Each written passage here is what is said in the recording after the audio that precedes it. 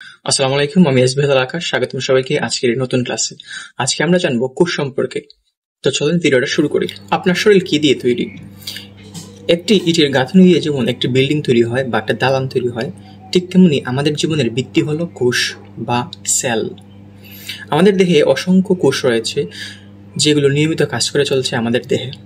তো চলেন খুব অল্প সময়ের মধ্যে জেনে আসি এই কোষ সম্পর্কে। সহজ কথায় কোষ হলো জীবনের কার্যগত ও গঠনগত একক। 1965 সালে রবার্ট হুক প্রথম কোষ আবিষ্কার করেন, যদিও তিনি মৃত কোষ আবিষ্কার করেছিলেন পরবর্তীতে উন্নত প্রযুক্তির মাধ্যমে, অর্থাৎ আধুনিক ইলেকট্রনিক অণুবীক্ষণ যন্ত্রের মাধ্যমে আমরা জীবিত কোষ পরবর্তীতে আবিষ্কার করি এবং দেখতে সক্ষম হই। একটি আদর্শ কোষের মধ্যে তিনটি বৈশিষ্ট্য থাকে। প্রথমত হচ্ছে কোষ ঝিল্লি বা কোষ প্রাচীর, দ্বিতীয় হচ্ছে সাইটোপ্লাজম, তৃতীয় নিউক্লিয়াস। কোষ প্রাচীর শুধু উদ্ভিদ কোষে থাকে, এটি উদ্ভিদ কোষের বাহিরে থাকে এবং প্রাকৃতিক দুর্যোগ থেকে কোষের দেহকে রক্ষা করে। অন্যদিকে নিউক্লিয়াস ও সাইটোপ্লাজম উদ্ভিদ এবং প্রাণী উভয় কোষের মধ্যে বিদ্যমান। কোষ প্রাচীর একটি অভেদ্য পর্দা দিয়ে গঠিত।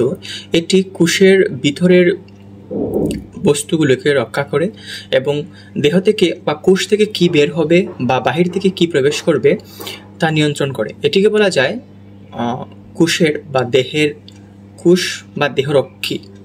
এটির জন্য কোষের নিজস্ব সীমান্ত রক্ষী। এবার আমরা জানবো সাইটোপ্লাজম সম্পর্কে। সাইটোপ্লাজম হলো কোষ ঝিল্লি ও নিউক্লিয়াসের মধ্যে অবস্থিত জেলি সদৃশ অংশ, যেখানে কোষের জৈবিক কাজ সম্পন্ন হয় এবং এখানেই কোষের সমস্ত অঙ্গাণু যেমন mitochondria, endoplasmic reticulum, lysosome, ribosome এবং গোলজি বডি ভাসমান থাকে।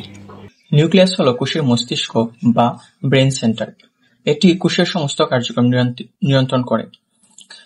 নিউক্লিয়াসে থাকে ক্রোমোজোম, যেটি আমাদের জীবনের সমস্ত তথ্য অর্থাৎ ডিএনএ সংরক্ষণ করে। এই ডিএনএ নির্ধারণ করে আমরা কেমন হব, আমাদের আচরণ কেমন হবে, আমরা দেখতে কেমন হব বা আমরা কি করব।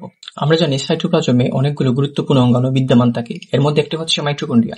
মাইটোকন্ড্রিয়াকে বলা হয় পাওয়ার হাউস, যেটি খাবার থেকে শক্তি উৎপন্ন করে। এছাড়া আরো একটি গুরুত্বপূর্ণ অঙ্গাণু হচ্ছে প্লাস্টিড, যেমন ক্লোরোপ্লাস্ট। এটি উদ্ভিদে থাকে এবং খাদ্য তৈরিতে সহায়তা করে। আরেকটি গুরুত্বপূর্ণ উপাদান হচ্ছে রাইবোজোম, যেটি প্রোটিন তৈরি করে। এটি কোষের গাঠনিক উপাদান। আর লাইসোজোম হচ্ছে কোষের বজ্র পরিষ্কারক, যেটি প্রয়োজনীয়, নিজেকে ধ্বংস করেও কোষকে রক্ষা করে। কোষকে আমরা দুই ভাগে ভাগ করতে পারি, আদিকোষ এবং প্রকৃত কোষ। আদিকোষ হচ্ছে যে কোষে নিউক্লিয়াস সুগঠিত নেই, অর্থাৎ ব্যাকটেরিয়া, এবং প্রকৃত কোষ হচ্ছে যে কোষে নিউক্লিয়াস সুগঠিত আছে, যেমন উদ্ভিদ কোষ এবং প্রাণী কোষ। ধন্যবাদ সবাইকে ভিডিওটি শেষ পর্যন্ত দেখার জন্য। দেখা হবে পরবর্তী কোনো নতুন ক্লাসে। খোদা হাফেজ।